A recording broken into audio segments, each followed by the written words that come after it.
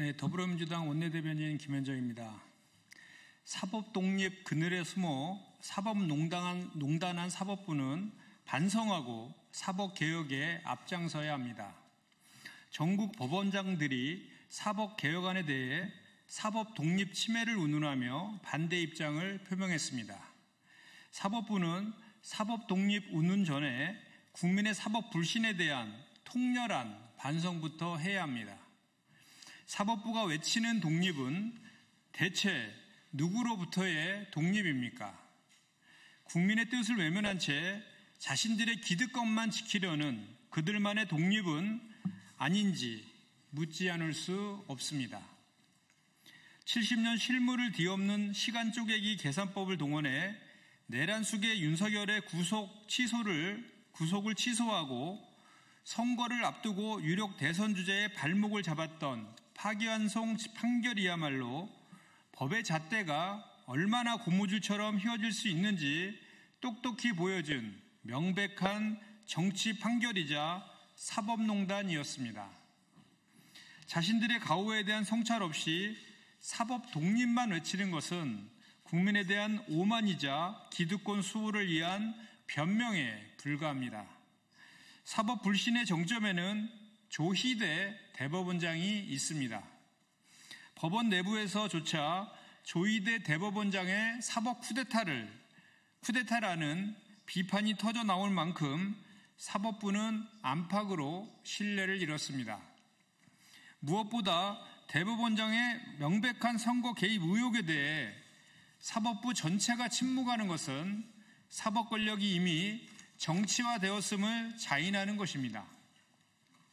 사법부의 엄중히 경고합니다.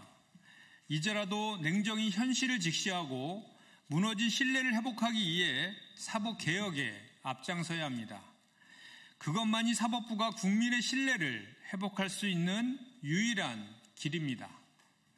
더불어민주당은 국민께서 부여한 헌법적 권한을 바탕으로 사법부가 더 이상 권력자가 아닌 국민을 위해 존재하고 정의를 수호하는 최후의 보루가 되도록 사법개혁을 완수하겠습니다. 양평고속도로 특혜 의혹, 숨겨진 일선을 제대로 밝혀내야 합니다. 김건희 특검이 양평고속도로 종점 변경 의혹과 관련해 당시 실무를 담당한 국토부 김모 서기관에 대해 특가법상 뇌물 혐의로 구속영장을 청구했습니다.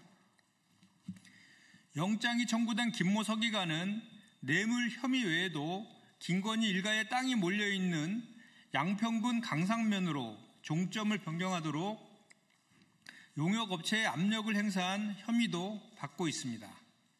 양평고속도로 종점 변경 특혜 의혹은 윤석열 정부 출범 이후인 2023년 5월 예비타당성 조사까지 통과한 고속도로 노선의 종점 변경안이 발표되면서 불거졌습니다. 그러자 원희룡 당시 국토부 장관은 장관직과 정치 생명을 걸겠다며 사실상 윤석열 부부 지키기에 앞장섰고 국기와는 사업을 백지화하겠다며 국민 겁박에 나선 바 있습니다. 양평고속도로 특혜 의혹은 국가 재정이 투입되는 대형 국책 사업을 김건희 일가의 이익을 위해 손바닥 뒤집듯 노선을 바꾼 윤석열, 김건희 공동정권의 대표적인 권력형 비리입니다. 일선 실무자 단독으로 예비타당성 조사까지 통과한 고속도로 노선을 변경하는 것은 결코 불가능한 일입니다.